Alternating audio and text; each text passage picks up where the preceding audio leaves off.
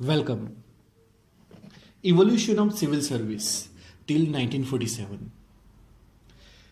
The term civil service and the system called civil service system were introduced in India for the first time by the Britishers during the East India Company rule in 17th century. In the beginning, the servants of the company who were engaged in its commercial affairs were called as civil servants to distinguish themselves from the military and naval personnel of the company. In 1675, the company created a regular gradation of posts in the following manner, mentioned in the ascending order. Number 1, apprentice. Number 2, writer. Number 3, factor. Number 4, junior merchant. And number 5, senior merchant. So senior merchant is at the top and at the lowest level, apprentice. Later on, when the company acquired control over territories, the civil servants also assumed administrative tasks. By 1765, the term civil servant came to be used in the company's official records. The efforts of Lord Warren Hastings and Lord Cornwallis led to the rise of civil service. Hastings laid the foundation of civil service and Cornwallis reformed, modernized and rationalized it.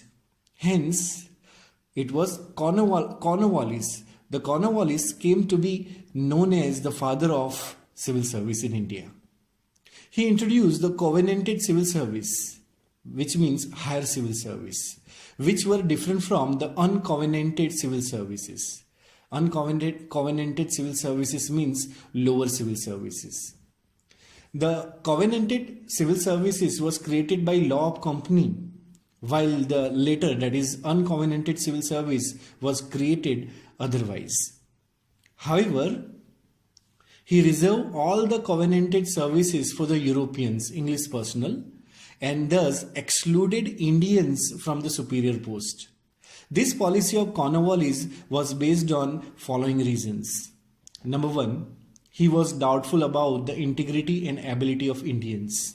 Number 2, he thought that the task of establishing and consolidating British rule in India could not be left to the natives.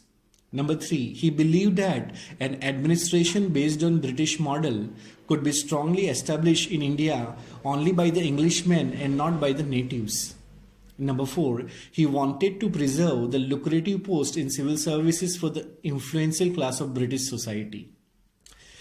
In 1800, Lord Wellesley, the then Governor General, established a college at Fort William in Calcutta to provide training to the civil servants of the company.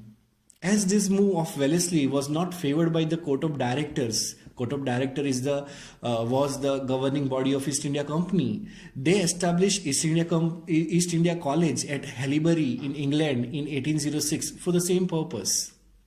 The Charter Act of 1833 attempted to introduce a system of open competition as the basis of selection of civil servants of the company, and stated that Indian should not be debarred from holding any place, office and employment under the company.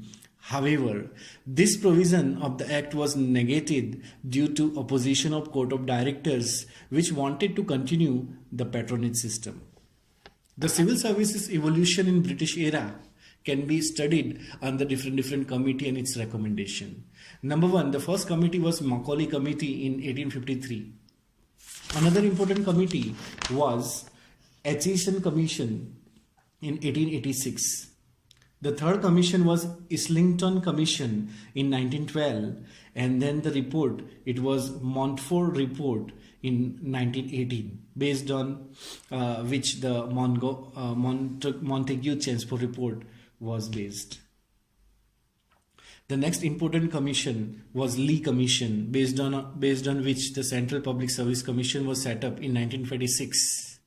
And Sir Ross Barker, a senior-most British Home Civil Service, was member of British Home Civil Service, was become the first chairman.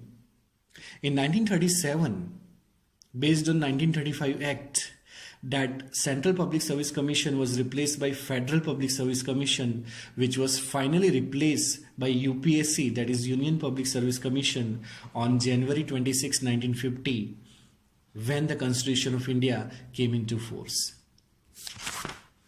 Thank you.